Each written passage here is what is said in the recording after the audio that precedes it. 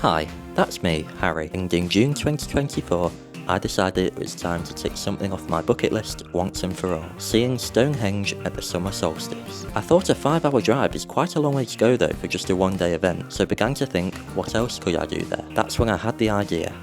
Everything. I searched every corner of the internet to find out every possible thing that you could do in Salisbury and made it my mission to accomplish them all. I'll be following this bingo card, trying to turn all of the squares from white to green in my 4-day visit to the city, and you're welcome to come along for the journey. There's been highs, lows and moments of uncertainty, but ultimately, that's what adventure is all about. Ladies and gentlemen, this is Completing Salisbury. Hi everyone, present day Harry here. I just wanted to preface this video by saying a couple of words, just to really get my points across of what happened on this trip, as I think it'll be beneficial for me watching the video back in the future and you guys watching it now as well. Firstly, I really enjoyed the trip. I've mentioned before, it was the best thing I have ever done, and it still is to this day. What I will say is, my main goal was to survive. I've never done anything like this before, so yeah, I basically just wanted to not be awkward in public places and just achieve what I wanted to achieve, like with the whole bingo card setup and stuff. Wow, yeah, sort of not drawing too much attention to myself or doing anything wrong, stuff like that. So because of that, there may be a little con of where the footage, or rather I haven't filmed what I could film. So like, I've met people along the way on day 2, certainly. I met this guy called Tom, and he may not have wanted to be on camera, but I didn't even ask. So, there's people like that who, I do wish I captured a bit of footage with. So when looking back on my trip and all the memories and stuff, I've also got those people there on camera rather than just in my head. But, again, some vloggers, I'm not going to name them, but, this traditional vloggers, the people who've been doing it for a long time, they do tend to sort of just have their camera filming the whole time, and they maybe ask them after, like, hey, do you mind being in this video, etc. But again, I just wanted to survive, achieve what I was out to do, didn't want to get into any trouble. On the topic of not filming people with confidence as well, I wasn't too confident in filming like my meal times and stuff. I mean, I'm sat on my own, that's bad enough in a blooming restaurant filled with people who's looking at me, probably looking at me, I tried not to look at them, tried not to cause more attention to myself. But to be fair, that does improve as the trip goes on. A lot of it does. The whole vlogging experience improves as the trip goes on. I covered a lot more, got a lot more confident, which hopefully we'll be able to see as time goes on. Some places I went, it was expected, but they didn't let me film video. Some places only let me take pictures instead, so as you'll see in the coming episodes, in this episode, I'll whack the pictures up and I'll do a little voiceover thing where I can basically explain what's going on. Yeah, the trip's had its highs, it's had its lows as well. I thought my camera broke for good at some point, which was a killer because I'd spent all this money on it, and it was the first time I was using it, and a big reason of the trip was to bring this camera with me and capture it all. So when I thought that had gone, that was a real low. The videos won't be perfect, which is hard to take as a perfectionist. But when I stop comparing myself to others who are successful, and I've been doing this kind of thing for years, by the way, I can say that I've gone out there and taken my first step to achieving my dream life. I think we're ready to go back into the action now. You'll be joining me at Northampton services, I believe, in my car, after I had a 4 a.m. start and a 5 a.m. set off. That's where I ended up and began recording. So I hope that you and I both enjoy it, and this is Completing Salisbury. Just pulled up to, I think, Road Chef Northampton, just off the M1. Stopping there for a bit.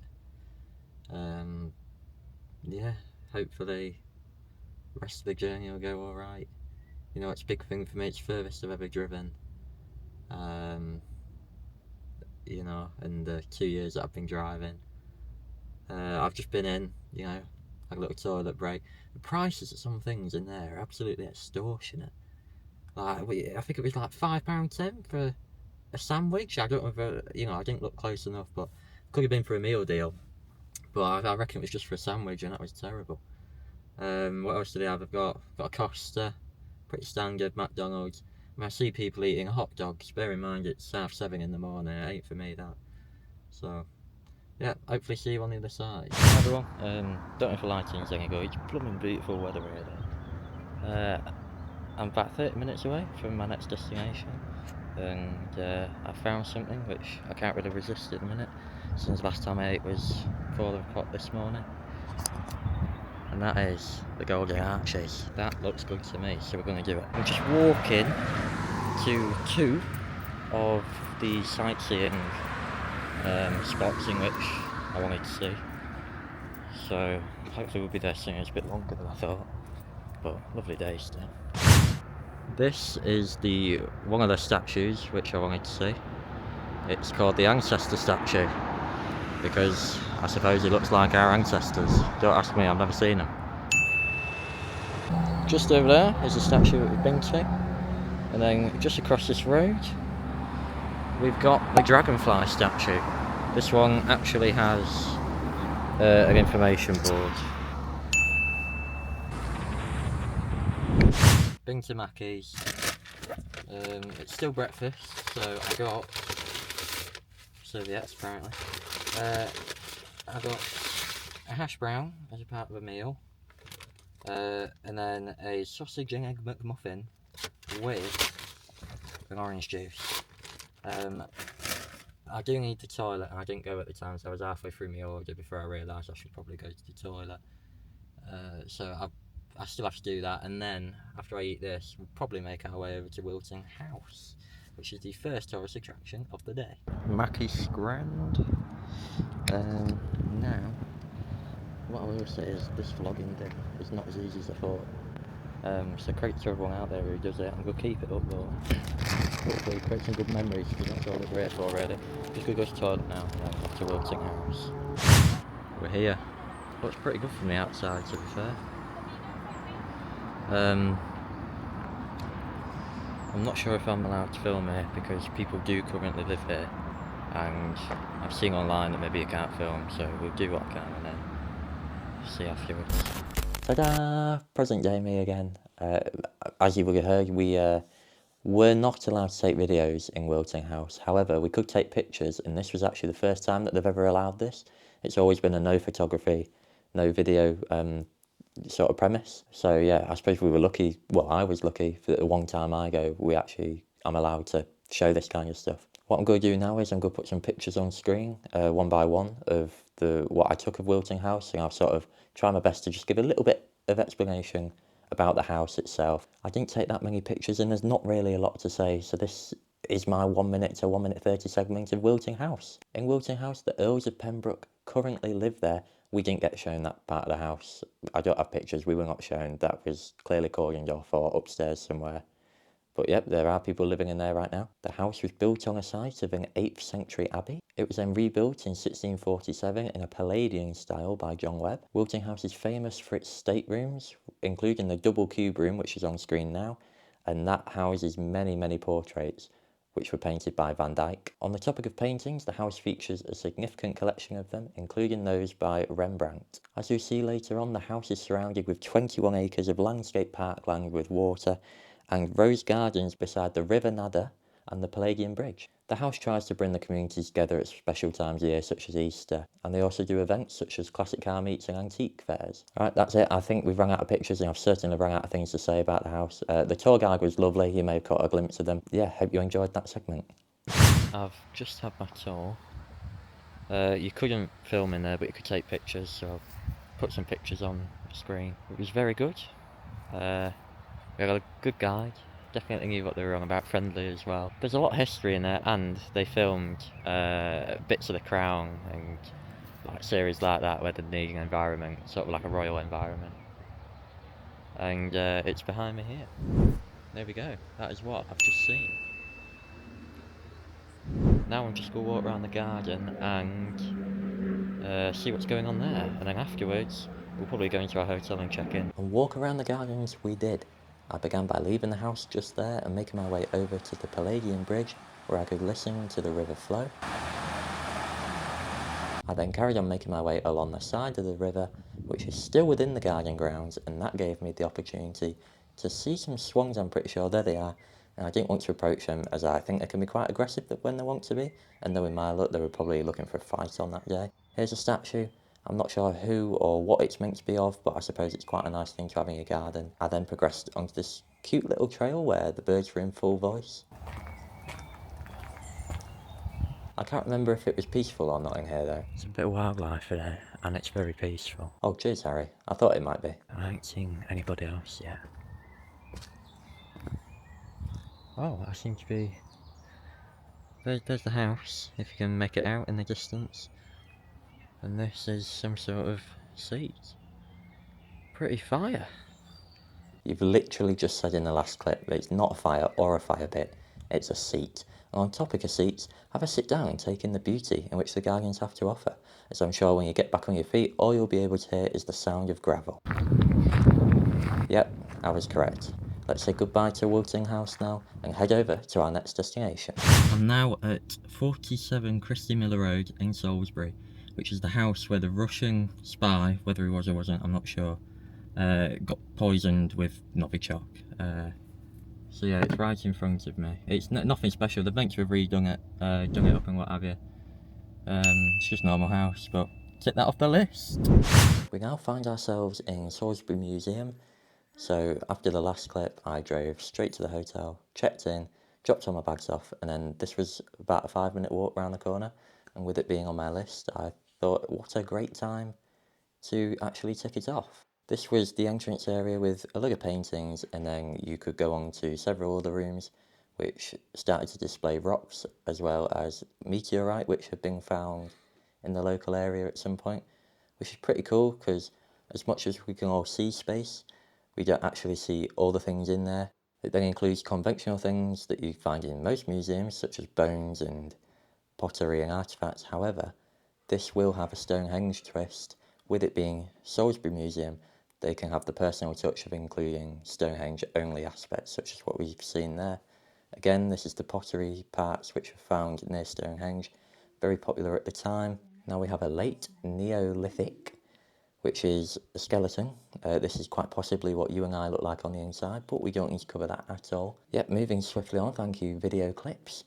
We've got tusks from animals, etc., and a skull. Not quite from an animal this time, only us. Again, staying on the animal theme, we've got loads to look at here. That's an animal. Is it a dog? I'm not quite sure what it is. It's been a while since we've been here. Here we have another person that was buried, but with multiple people this time, hence the several amount of skulls that are there. We then move on to some more pottery. It seems a little bit unorganised in the way that I was going around, but actually I was going around in the way which they recommend, which is to start from the earlier bits of history and work your way closer to the present day. The Amesbury Archer, very, very famous, I'm sure at the time as well, but this guy was of that importance that they were actually buried with their key materials such as arrows and stuff like that. Here we have a blue stone which forms part of Stonehenge, which we will be seeing later in the week. I turned the camera there just so that you can view really how big it is, because it was really big in the museum, and obviously if you've seen pictures before, they are quite big at Stonehenge as well. Here we have a coffin. Back in the day there would be stone, not wood. Here pots and pans, and we end off with a mosaic before returning to the hotel room and completing Salisbury Museum. Back in my room, I need to go get showered now, and then I've got my dinner at 7 PM, it's currently about 5:30 PM. I've watched some of these clips back and I've realised I'm talking really quiet and I'm probably not showing you a lot of things, so I'm going to improve at that. I'm going to make myself improve at that, because at the end of the day, that's the whole reason I want to do this. I want to film as much as I can to have as many memories as possible. Of course, share them with all of you. So I've been to the museum. You've probably seen a bit of that. I've been to Wilton House. Again, you've probably seen a bit of that. First though, I'm going to do a room tour, because that is like the best thing of a hotel. Right, lock the door, we're in. There's the door. There's the immediate view, very good. Door to the right, what's in here? Of course, it is the bathroom. It's got a bath, shower curtain, before the shower. A toilet, we all know what you do there. And a mirror, followed by a basin with a very strange plug. Best not mess about with that. Towels as well. Does everyone give you towels? I don't know. Right, moving on. We have these things, What's in this one on the right? You've got a hairdryer and an iron. And then in the bottom, you got a fan and a heater, all covered. Don't know why you need a heater, because here, you've got a radiator. And then in these two, you've got coat hangers, an ironing board as well. And one of the things to put your bag on to not get bed bugs. But we hope not to get bed bugs. Anyway, moving in. Sally. Mirror. With a really, really handsome man in it. But something even better underneath the mirror. I know, hard to top. Boom. Champagne. In ice as well. Very good. Bed. Two of them. You know, I'm sure I'm going to fill both of them. Down here, it's just my stuff, water, and we all know what drink that is.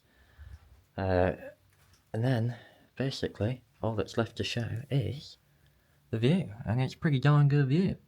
Down there, I don't know if you can see, is the river, and then, over there, that is the cathedral spire. So all in all, a very, very, very good room, and very satisfied me. Also forgot to mention, complimentary water, which is handy, and a kettle with tea and other options, which is essential for Brits, as well as biscuits. Yummy. I